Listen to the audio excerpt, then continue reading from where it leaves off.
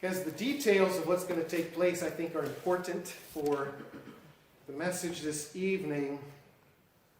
And we're going to begin in Genesis 42. Now, if you recall, at this point in Joseph's life, brothers have come to buy corn. He has confronted them through an interpreter. He hasn't talked to them. They don't know who he is.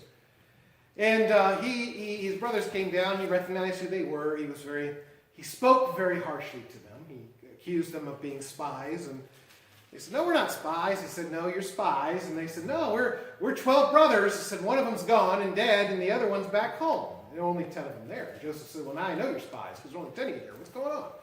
Where's your other brother?" "Oh, he's home with Daddy." So Joseph threw him in prison. And then he takes him out. He said, okay.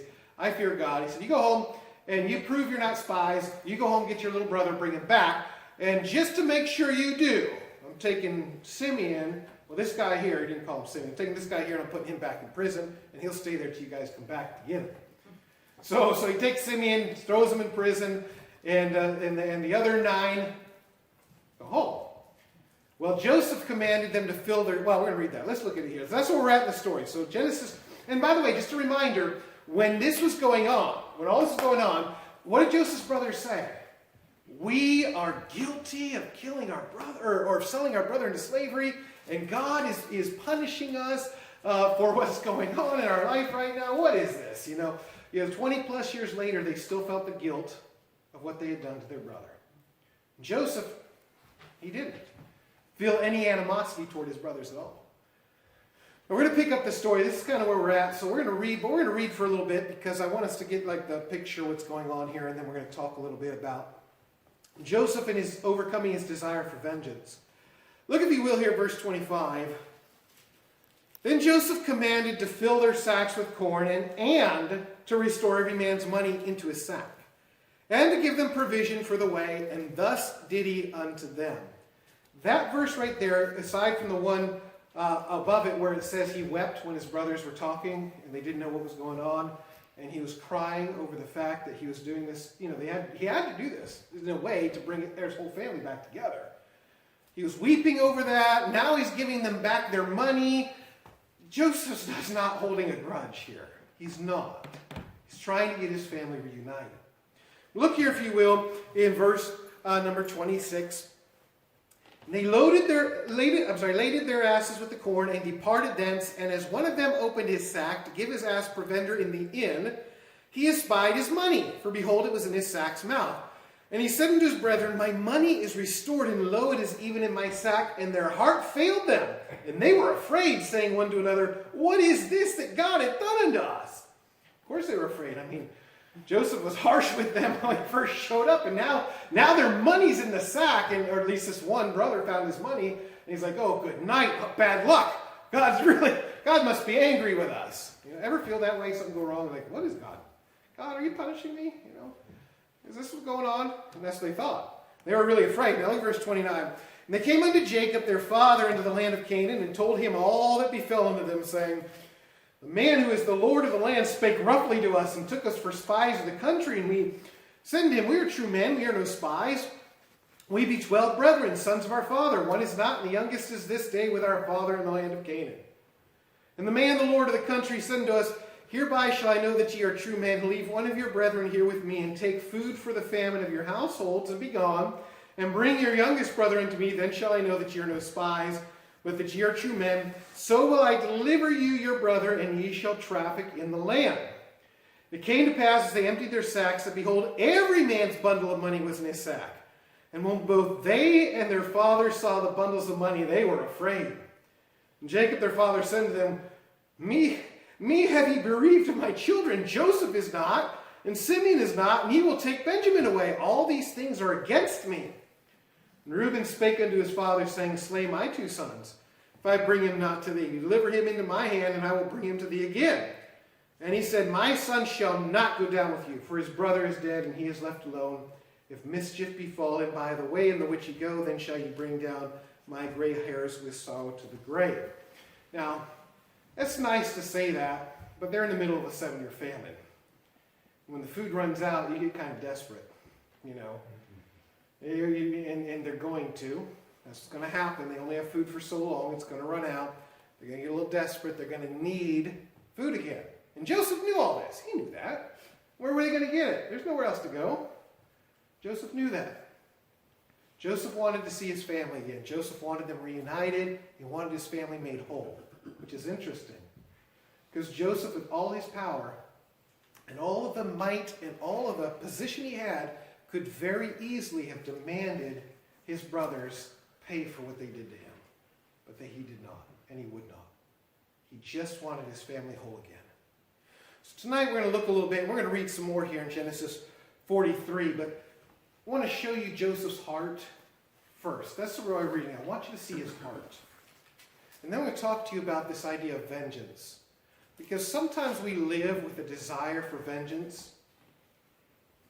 And as a Christian, that should never be the heart of a Christian, ever.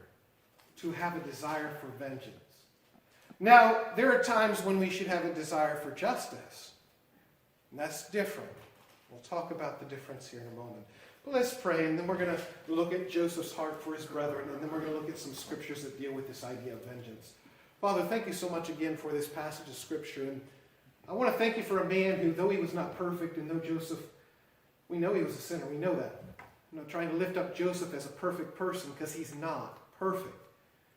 But he did have a heart of forgiveness. He had a heart that sought to follow after your will, so much so that he went to prison for it.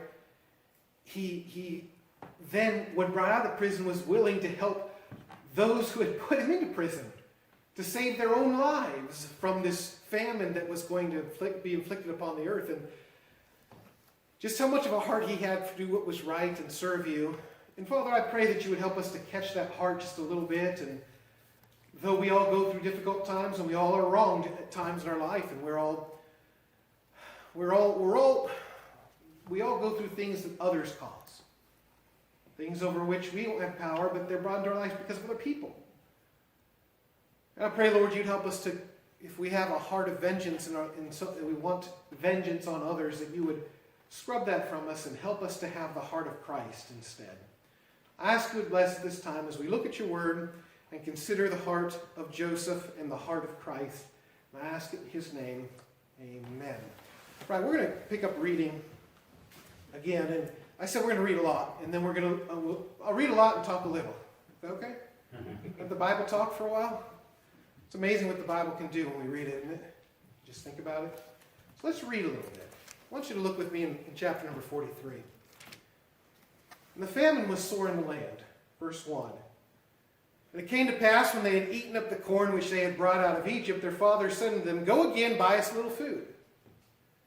And Judah spake unto him, saying, The man did solemnly protest unto us, saying, Ye shall not see my face, except your brother be with you. If thou wilt send our brother with us, we will go down and buy thee food. But if thou wilt not send him, we will not go down. For the man said unto us, Ye shall not see my face, except your brother be with you. And Israel said, Wherefore dealt ye so ill with me, as to tell the man with you had yet a brother? And they said, The man asked us straightly of our state and of our kindred, saying, Is your father yet alive? Have ye another brother? And we told him according to the tenor of these words. Could we certainly know that he would say, Bring your brother down? And Judah said to Israel his father, Send the lad with me, and we will arise and go, that we may live and not die, both we and thou and also our little ones. I will be surety for him. Of my hand shalt thou require him. If I bring him not unto thee and set him before thee, then let me bear the blame forever. For except we had lingered, surely now we had returned the second time. And their father Israel said to them, If it must be so now, do this. Take of the best fruits in the land in your vessels, and carry down the man a present, a little balm, a little honey, spices, myrrh, nuts, and almonds, and take double your money in your hand, and the money that was brought again in the mouth of your sacks. Carry it again in your hand. Peradventure, it means maybe, peradventure it was an oversight. Take also your brother and arise and go again to the man. Boy, that's a lot, isn't it? You definitely want to get on the man's good side. Definitely. Look here in verse 13. Take also your brother and arise, go again unto the man, and God Almighty give you mercy before the man, that he may send you away, your other brother, and Benjamin. If I be bereaved of my children, I am bereaved. The men took that present, and they took double money in their hand, and Benjamin, and rose up and went down to Egypt and stood before Joseph. And when Joseph saw Benjamin with them, he said to the ruler of his house, "Bring these men home and slay and make ready, for these men shall dine with me at noon." And the man did as Joseph bade, and the man brought the men into Joseph's house. And the men were afraid, because they were brought into Joseph's house, and they said, "Because of the money that was returned in our sacks at the first time when we brought in, that he may seek occasion against us and fall upon us and take us for bondmen and our asses." And by the way, he could do that. He had the power, right? He didn't tell him what he was doing. He told his servant what to do. The servant's like, "Come on, man, you're going to come to Joseph's house." What? They're like, "Oh, good night. He's going to lash out and he's going to kill us, you know." And by the way, they deserved it, didn't they? He's going to sell us as a slave. Where did they come up with that idea?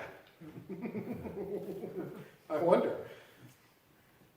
Let's look here in verse 19. They came near to the steward of Joseph's house, and they communed with him at the door of the house and said, "Oh, sir, we came indeed down at the first time to buy food, and it came to pass, we came to the inn that we opened our sacks, and behold, every man's money was in the mouth of his sack. Our money in full weight, and we have brought it again in our hand. And other money have we brought down in our hands to buy food. We cannot tell who put our money in our sacks." And he said, "Peace be to you. Fear not. Your God and the God of your father have given you treasure in your sacks. I had your money." And he brought Simeon out unto them. And the man brought the men into Joseph's house and gave them water, and they washed their feet, and he gave their asses provender. And they made ready the present against Joseph came at noon, for they heard that they should eat bread there. When Joseph came home, they brought him the present which was in their hand into the house, and bowed themselves to him to the earth. And he asked them of their welfare, and said, "Is your father well? The old man of whom you spake, is he yet alive?" And they answered, "The servant our father is in good health, yet he is yet alive." And they bowed down their heads and made obeisance. And he lifted up his eyes and saw his brother Benjamin, his mother's son, and said, "Is this your younger brother, of whom you spake unto me?" And he said, "God be gracious unto thee, my son." And notice this. And Joseph made haste, for his bowels did yearn upon his brother, and he sought where to weep. And he entered into his chamber and wept there. He washed his face and went out and refrained himself and said, "Set on bread." And they set on for him by himself, and for them by themselves, and for the Egyptians which did eat with them by themselves, because the Egyptians might not eat bread with the Hebrews, for that is an abomination unto the Egyptians. And they sat before him the firstborn according to his birthright, and the youngest according to his youth. And the men marveled one to another. And he took and sent messes, that's food, and unto them from before him. But Benjamin's mess was 5 times as much as any of theirs, and they drank and were merry with him. Isn't that amazing? Absolutely amazing. Second most powerful man in Egypt. A man whose people's lives were in his hand. I mean, Pharaoh said, "You can do anything you want in the land of Egypt, except you can't have my throne. You have the most power." And he said, "Nobody in the land." That's what Pharaoh told Joseph. "Nobody in the land can do anything except they don't get permission from you, Joseph." This guy's got a lot of power. He can do whatever he wants. And here his brothers walk in, and yeah, it may seem like Joseph was cruel to them, but he really was not. He was not being harsh. He was trying to get them to realize, he was trying to get them together and realize that they had wronged him. That's all he was trying to do. They admitted that the first time. The first time they admitted that, Joseph cried. He was so fraught for his family.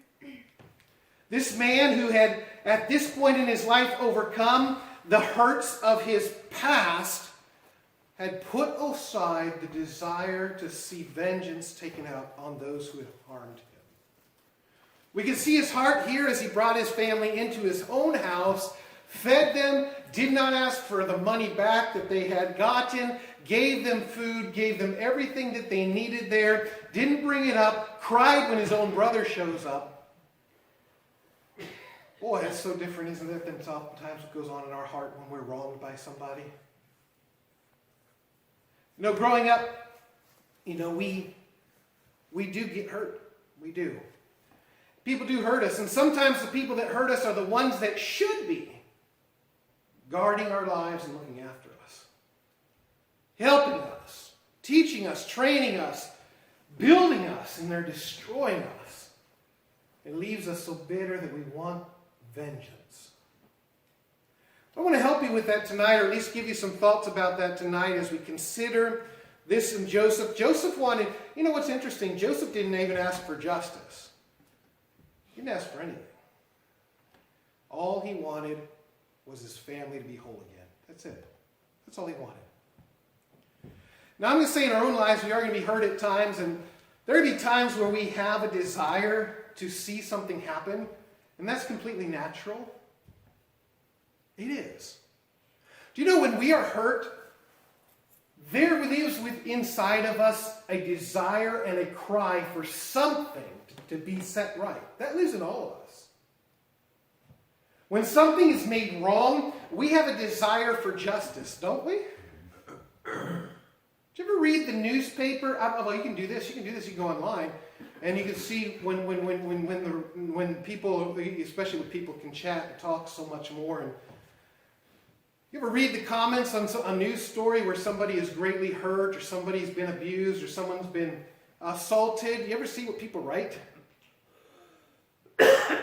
You see people say, well, this person deserves this, or this person deserves that, or because of what they've done, they deserve X. You know, that desire for something lives in all of us. If I'm driving down the road and somebody cuts me off, something rises up and says, no, something shouldn't happen there. Or if they find at the store and I realize I've been shortchanged, something inside me says, that's not right. That needs to be made right. Doesn't that exist in us? Sure it does. But since that does exist, may I say to you, first of all, as we think about that, we should be seeking justice first and not vengeance. There's a big difference. There's a big difference between justice and vengeance. Justice is the desire for something to be put back in its place. Something's been out of place. Something's been wrong. Something's happened. Vengeance is the desire for someone to hurt. That's very different. If someone broke out a window in a house or in a building, justice is the desire for them to make it right.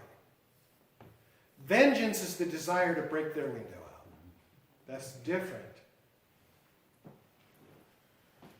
If somebody is driving down the road and runs through my yard and leaves huge tire marks in my yard, justice is the desire for them to come and fix it.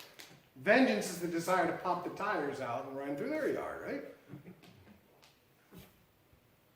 They're not the same thing. No.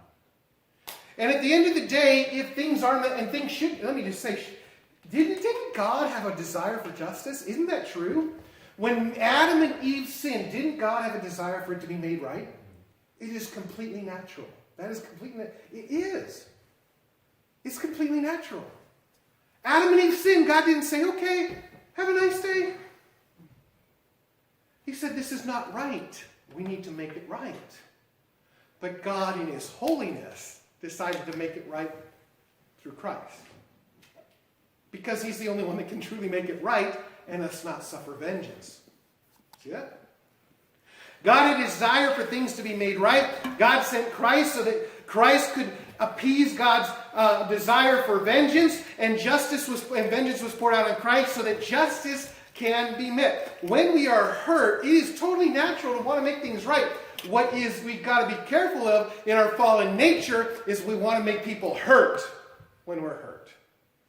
That's different. Let's look at a couple passages of Scripture where that actually happened. Turn with me to Genesis 25. Genesis chapter number 25.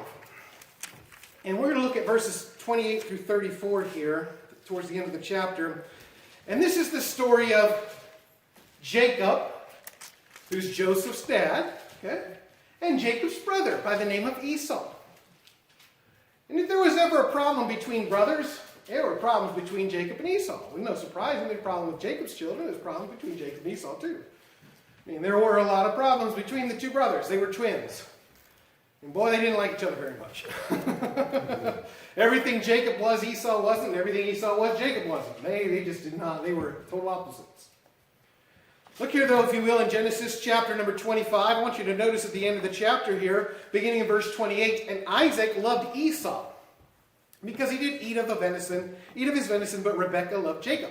So here's mommy and daddy. They were already splitting their loyalty toward their children. That's a wonderful way to raise your family, isn't it? Yeah, I love this boy. I love that boy. And but anyway, look at this, verse number 29. And Jacob sawed pottage. That means Jacob cooked like lentil soup or bean soup. And Esau came from the field, and he was fainted. Esau said to Jacob, "Feed me, I pray thee, with that same red pottage, for I am faint." Therefore was his name called Edom, which means red. It's like a nickname. And Jacob said, "Sell me this day thy birthright." And Esau said, "Behold, I am at the point to die. What profit shall this birthright do to me?" And Jacob said, "Swear to me this day." And he sware unto him. And he sold his birthright unto Jacob. Then Jacob gave Esau bread and pottage of lentils, and he did eat and drink, and rose up and went his way. Thus Esau despised his birthright. Now, that's an interesting little story.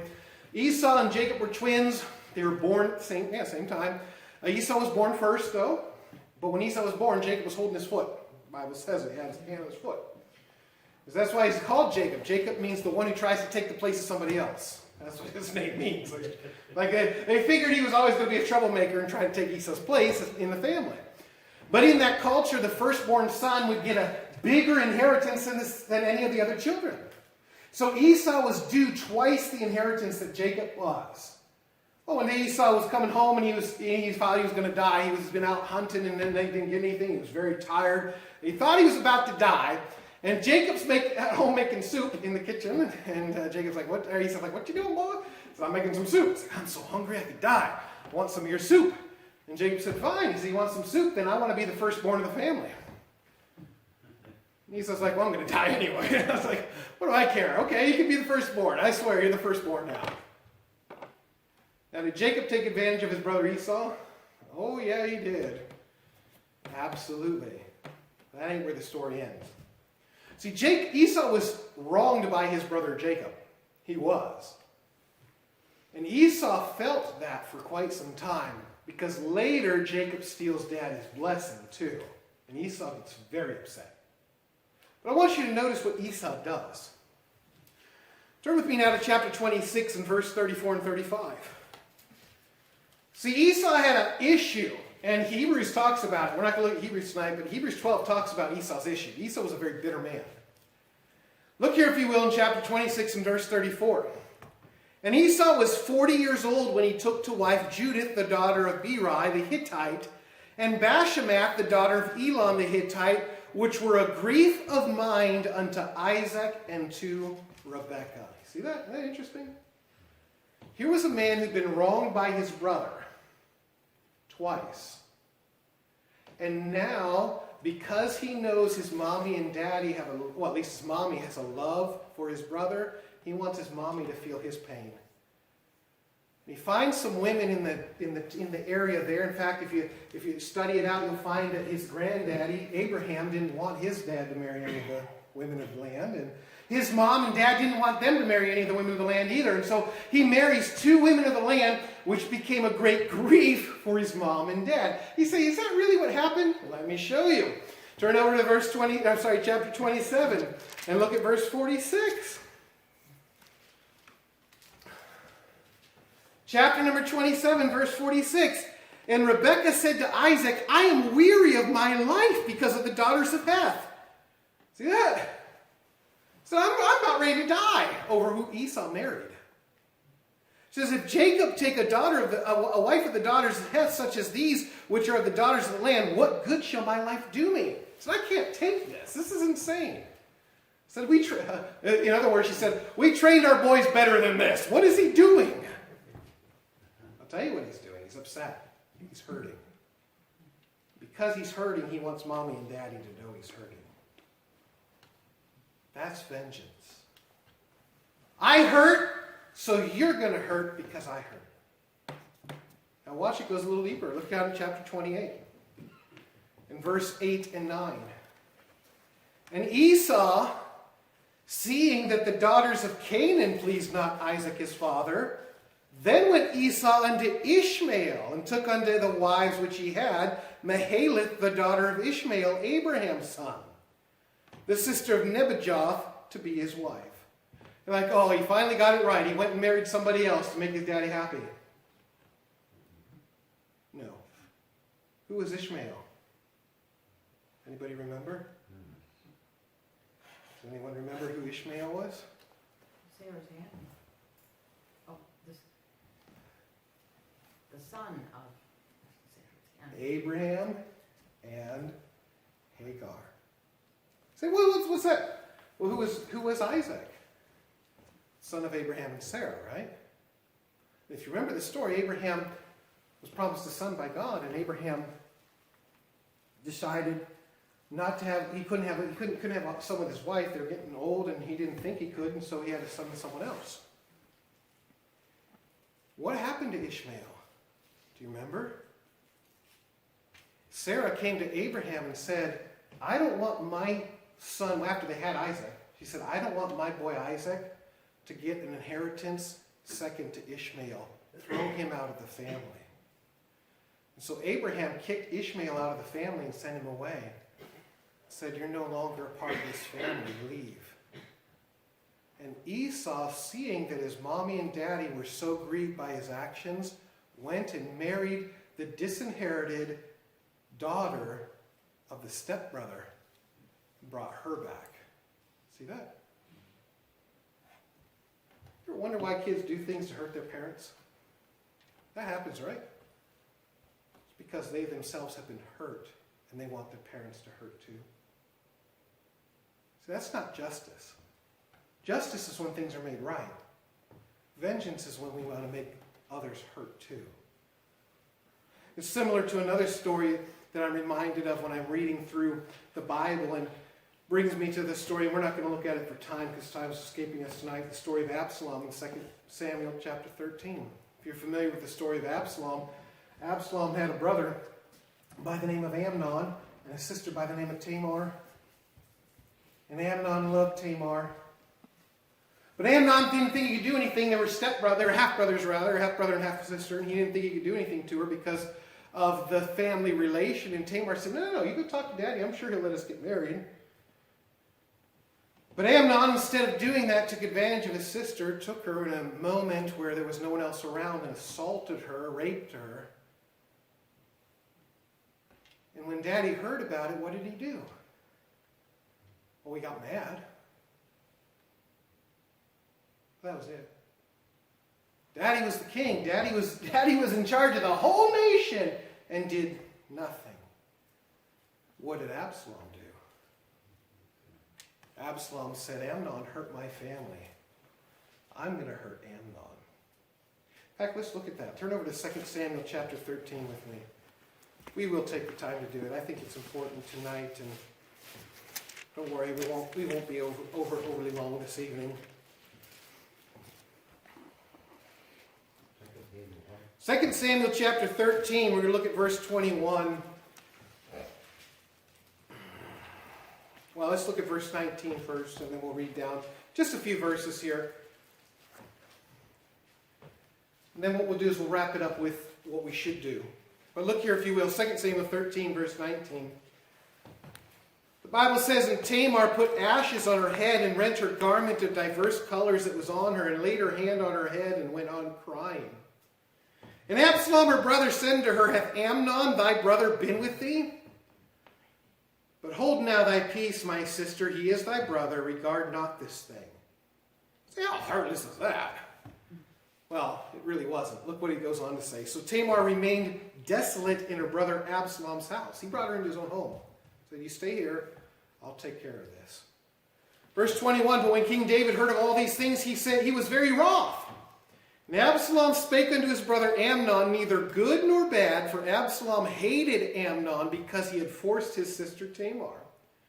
And it came to pass after 2 full years that Absalom had sheep shearers in Baal Hazor, which is beside Ephraim, and Absalom invited all the king's sons. And Absalom came to the king and said, behold, now thy servants have sheep shearers. Let the king, I beseech thee, and his servants go with thy servant. He said, Daddy, we're going to have a party. Why don't you come down with me? You and all the king's sons, I want you to come down to this party I'm going to have. Why? So he wanted Daddy to see how upset he was for what had happened to his sister. And how Daddy hadn't done anything about it. Look what it says here. The king said to Absalom, nay, my son, let us not all now go, lest we be chargeable unto thee. He said, we don't want to owe you anything. Just go have your fun. And he pressed him. He said, "Come on, Daddy, I want you to go." He wanted him there. He pressed him, howbeit he would not go, but blessed him. Then said Absalom, "If not, I pray thee, let my brother Amnon go with us." The king said unto him, "Why should he go with thee?" But Absalom pressed him. Then he let Amnon and all the king's sons go with him. Now Absalom had commanded his servants, saying, "Mark ye now when Amnon's heart is merry with wine, and when I say unto you, smite Amnon, then kill him. Fear not, have not I commanded you? Be courageous and be valiant." The servants of Absalom did unto Amnon as Absalom had commanded. Then all the king's sons arose, and every man gat him up upon his mule and fled. He just wanted them to see how upset he was. He wanted vengeance for what had happened to his family, to his sister. He was not seeking justice at this time, because justice in his mind was never going to happen. Daddy wasn't taking care of it. So Absalom took care of it. Daddy wasn't feeling his pain, so he wanted to make sure Daddy would feel his pain. Daddy didn't go, but Daddy heard about it. And then what happened? Absalom runs away for a couple of years. Daddy wants him home. Absalom comes home and tries to take the kingdom away from Daddy. All I'm saying is this. As a Christian, we're going to be wrong at times. We need to be very careful that we do not slide into this idea that vengeance is proper and right. Justice, yes. Do we want it made right? Absolutely. We of course we do. That's natural. But vengeance, no. But let me just say, there are going to be times we cannot have justice. There are going to be times when we will never be able to make right what has been made wrong. And that's what hurts so much, doesn't it? Man, that hurts. When we want something to be made right and we can't make it right. And I mean, how do you do that? Jacob stole his from his brother, and his brother was so upset, just wanted Daddy and Mommy to be miserable. Now Absalom's sister is defiled by her own brother, and all Absalom wants is Daddy to know he's upset, and he wants his dad to know how much he's hurting. And by the way, when somebody is hurting like that, they'll oftentimes find someone else who's hurting.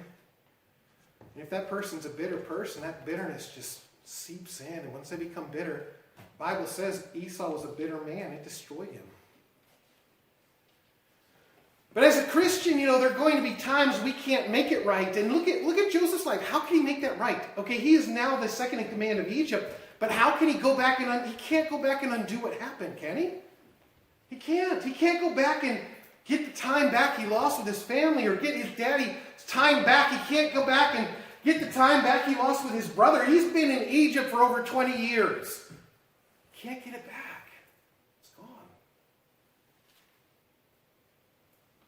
If we can't have justice, the Bible tells us there's one thing we should have.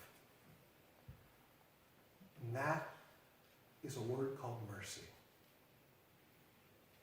You see, there are going to be times we can't make it right, and we can't do anything about it. And so what God says we have to yield to is not our vengeance and wrath, but our mercy. I want to show you what I'm talking about. Turn with me, and we're going to close with these last couple of scriptures here. But turn to Colossians chapter 3 with me, please.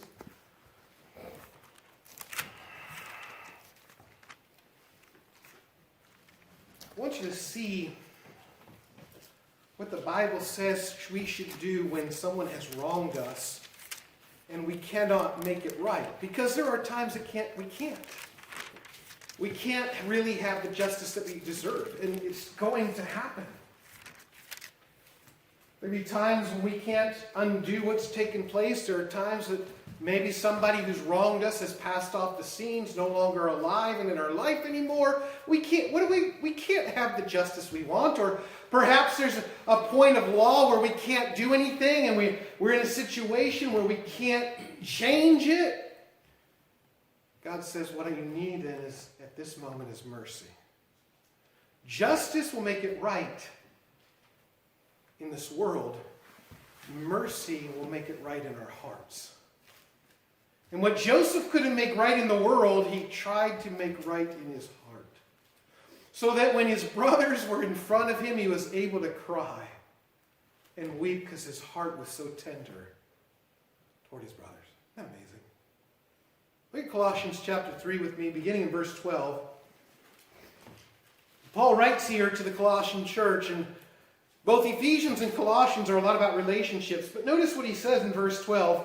Put on, therefore, as the elect of God, holy and beloved, bowels of mercies, kindness, humbleness of mind, meekness, long-suffering, forbearing one another and forgiving one another, if any man have a quarrel against any. Even as Christ forgave you, so also do ye. And above all these things put on charity, which is the bond of perfectness. And let the peace of God rule in your hearts, to the which also ye are called in one body, and be ye thankful. The key phrase in this passage right here is found in verse 13. Because Paul is saying you should do all this, and he says, do this if any man have a quarrel, not a squirrel, something different, quarrel against another. What's a quarrel? Well, in this context, and in the Greek language, it means if any man has the ability to blame someone else for wrong. Literally means a complaint or an area of blame. If any man in here, and by man it's not talking about males, it's talking about humankind. It's talking about anybody in here can look at this world and see, I have an issue, I can blame them for something they've done wrong. Then God says, here's what you need to do. It begins with mercy. What's mercy? Mercy is not giving somebody what they deserve. That's what mercy is. Let me ask you a question, and you can answer me. If we lived under the Old Testament law, and somebody gouged somebody's eye out, what did the law say was supposed to happen? Right? I mean, if we got into a fight and we were, duking it out or something, or I got mad at somebody or took something and scraped their eye out, what was supposed to happen to me? Well, according to the law, justice says, take him down and poke his eye out. According to the Old Testament, if somebody was to steal something from me, they were supposed to, of course, give it back, but they were supposed to pay restitution. In some places, they got their hand chopped off for stealing something else. What is that? That's causing someone else to hurt. That's not just justice. Justice, make it right. Make it right. That's taking vengeance. And it was a deterrent. I understand the Old Testament had laws to deter people from doing things. What God is saying here now is if somebody, and Jesus even said that, ye have heard it said in the old time, but I say unto you, okay? God is saying here is this, listen, there will be times you can honestly blame somebody for something they did wrong. He said, and this is what I want you to have, mercy. That means you don't give to them what they deserve. I'm not saying that there shouldn't be justice by the law. I'm not saying that. Okay, I understand that there are laws in place and justice should be taken care of when things are done wrong. But there are going to be times we're never going to have that. And if we cannot, we must yield to our mercy. That's where we don't do to others what they do deserve. Well, why should we do that? Because I know someone who did that to us and didn't give us what we do deserve. We have a God who hasn't given us what we truly deserve. And he's asking us to do the same to those around us. He goes on to say, put on as the elect of God, holy and beloved, bowels of mercy, kindness. That's a little bit more than just not giving somebody what they deserve. Kindness, humbleness of mind, meekness, long-suffering, forbearing one another and forgiving one another if any man have a quarrel against any. Even as Christ also forgave you, so also do ye. Forgive. Let go. And we say forgive, but what is forgiveness? That's what we're talking about next week. We say it, the Bible says it, and we say it. Forgive, forgive, forgive. What is it? How do you forgive? We'll talk about that next week. How do you truly forgive somebody? But God says at this point in time, if you can't have justice, have mercy, be humble, be meek, Forbear, that means put up with or bear up under, and forgive. Then he says in verse 14, above all this, things put on charity. And what is charity? What is it? It's love. See, these things are only possible when they come from the heart of love that God has given us. God had given Joseph a heart of love for his family. He was able to give to his family less than they deserved. He gave them more than they deserved in the good things. So here's your money. Here's some food. Now I've got my whole family back together. And it's going to get better for them. Amazingly. Joseph did not take out any vengeance on them. And then he says, how do you do that? Verse 15, to let the peace of God rule in your hearts, to the which also you are called in one body, and be thankful. And when it says to let the peace of God rule in your hearts, what he's saying is, trust that God is going to work it out for you. Don't take it on yourself. Trust that God is going to work it out for you. So what does that mean? Well, one last verse. Romans 12. And we're done. So what does it mean to trust that God's going to work it out? What does that mean? Absalom's like, God's going to work it out by me. Kill you. That's not how it works. Reminds me of a story I heard about a fellow. He was walking down. He's a football player. He's a lineman. Big guy. He's walking down the street and he hears a guy blaspheming God. He turns to the fella, and the guy standing on the street corner says, if there's a God in heaven, then let him strike me down right now. If there's a God in heaven, I defy you. Let him do this. Let him take my life. Let him show himself and knock me flat. All of a sudden, that big lineman comes running across and tackles him right there. The guy says, see, there is a God. He goes, what do you mean? He goes, God sent me to do what you told him to do. That's what we think. I'll trust God. I'll do it myself. No, that's not what that means. Look here in Romans chapter 12 and verse 17. And this is our last passage. Recompense. That word recompense means payback. Recompense to no man evil for evil. Provide things honest in the sight of all men, if it be possible, as much as lieth in you. Live peaceably with all men. That's, God said, as much as you can drag it out of you. I mean, it's going to be hard at times, but you drag it up. You decide. You're going to do it. Then he goes on to say in verse 19, dearly beloved, avenge not yourselves, but rather give place unto wrath, for it is written, vengeance is mine. I will repay, saith the Lord. What God is saying is this, trust me with your vengeance. I can do it a lot better than you can. God knows what people need. And God knows how to handle it when we cannot have justice. He'll take care of it. He asks us to have mercy. To be kind and humble, meek, long-suffering, forbearing one another. That means bearing up under it and forgiving in love, and just let God take care of it. And then it goes on to say in verse 20, therefore, if thine enemy hunger, feed him, like Joseph did. If he thirst, give him drink, for in so doing thou shalt heap coals of fire on his head. Be not overcome of evil, but overcome evil with good. That's what we're to do. And God said, I'll take care of the rest. And he does. Well, God isn't doing it quick enough. No, that's God's business. That's not our business. But as we read Joseph and we see his heart towards his family and heart towards his brother, let us be reminded that Joseph had all the power in the world to cast vengeance upon his brothers. He had all the power in the world to demand justice for what they had done. And yet, he chose to have a heart of love for those who had hurt him.